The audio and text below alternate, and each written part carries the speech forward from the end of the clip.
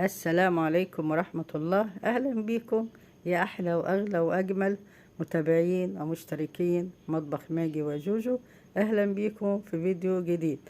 شايفين زراعة البصل الجميلة بتاعتي دي؟ شايفين شكل البصل؟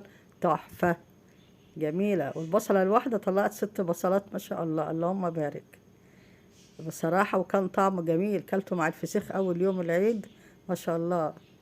يا سلام يا سلام.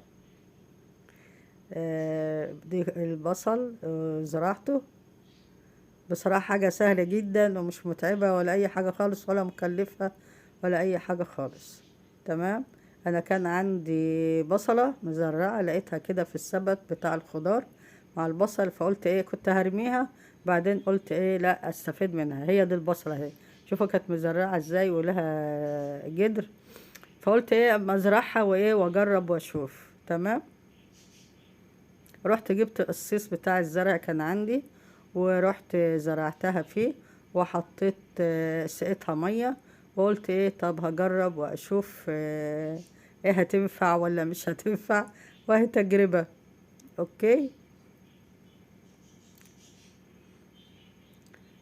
فالحمد لله يعني لقيتها بعد اسبوع، هتشوفوا شكلها الوقت بعد اسبوع، ده بعد اسبوع لقيتها ما شاء الله طرحة اهي، وبقت ايه تمام التمام. لما بقيت كل يعني ما لقيت التربة بتاعتها ناشفة كنت بسقيها علشان ايه تكبر.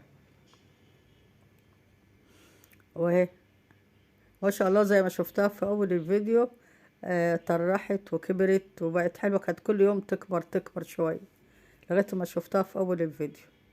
وهنا اهو كنت مطلعها البلكونة بقى ايه شوية تشمس، قلت ايه اما اديها حبة شمس كده عشان ايه تكبر.